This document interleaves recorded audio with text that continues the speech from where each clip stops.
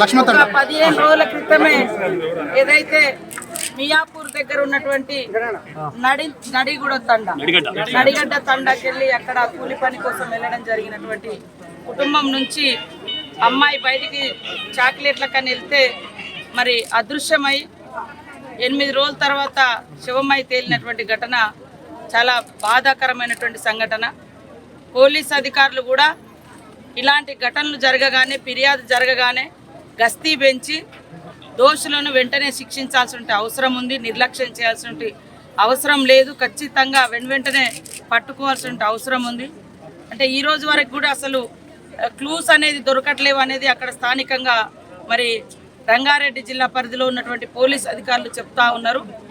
ఇది నిర్లక్ష్యం, ఇట్లా నిర్లక్ష్యం ఎట్టి పరిస్థితుల్లో ఉండకూడదు. మరి ఒక ఎస్టీ బాలిక గతంలో కూడా ఈ ప్రాంతంలో మేము 2-3 ఘటనలకు కూడా రావడం జరిగింది.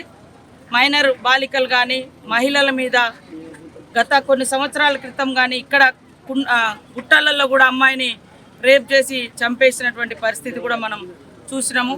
ఇవన్నిటికి కూడా అంతం పలకాలన్నటువంటి లక్ష్యంతో వీటికి మూలంగా ఉన్నటువంటిది విచ్చలవిడిగా ఈ అత్యాచారాలు, హత్యలు చిన్నపిల్లల మీద ఇవన్నీ జరుగుతున్నాయి అంటే విచక్షణ కోల్పోయి దానికి మూలం గంజాయి, డ్రగ్స్ అనేది సీఎం రేవంత్ రెడ్డి గారు గుర్తుంచే ఈరోజు వాటి మీద ఉక్కుపాదం మోపాలన్నటువంటి సంకల్పంతో కాబట్టి పూర్తి స్థాయిలో కాన్సన్ట్రేట్ చేసి ఒక దిక్కు గ్రామాలలో ఉన్నటువంటి యువతను మరి వాళ్ళకు అవేర్నెస్ ఇవ్వడము, మత్తులో ఉన్నటువంటి వాళ్ళను మనుషులుగా మార్చాలంటే వాళ్ళకు రెగ్యులర్గా మరి అవేర్నెస్ ఇవ్వాలి, మోటివేషన్ చేయాలి.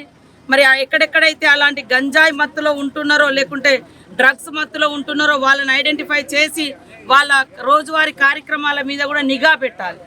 ఎందుకంటే వాళ్ళు ఎప్పుడో ఒక అడవిలోకి పోతే ఒక జంతువు మీద పడ్డట్టుగా ఒంటరిగా మీ పిల్లలు కనపడ్డా లేకుంటే చిన్న పిల్లలు ఎక్కడ కనపడ్డా సంకలు ఎత్తుకొని పోయి గతంలో కూడా 2-3 ఘటనలు కూడా చిన్న 3 ఏళ్ల పిల్ల సింగరేణిలో మరి హైదరాబాద్లో కూడా 6 సంవత్సరాల మరి ట్రైబల్ అమ్మాయి, ఈరోజు కూడా మరి ఒక ట్రైబల్ బాలిక ఈ రకంగా జరిగింది. నిన్న కూడా మేము పెద్దపల్లిలో వెళ్ళినప్పుడు మరి అక్కడ కూడా చిన్న పాప.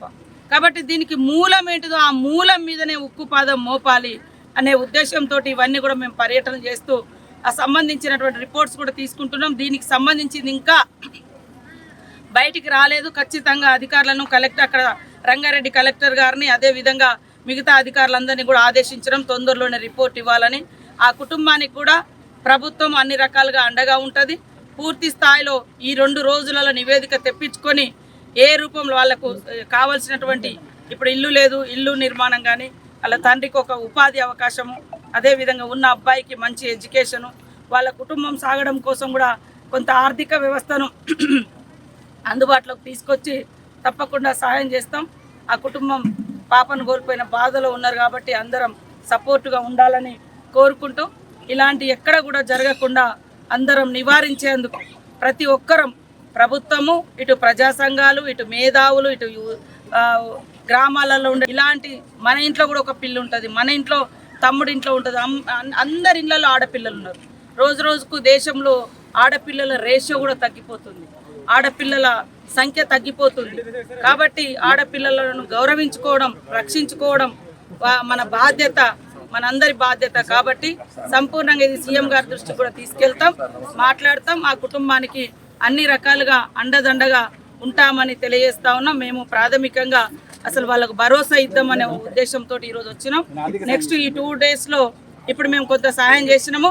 సంపూర్ణంగా యాజ్ పర్ రూల్ ప్రకారం అంటే ఇది మర్డరు, ఏ రూపమైన మర్డర్ అనేది ఇంకా అంటే పోస్ట్ మార్టం రిపోర్ట్ ఇంకా పోలీస్ నిర్ధారణ కాలేదు.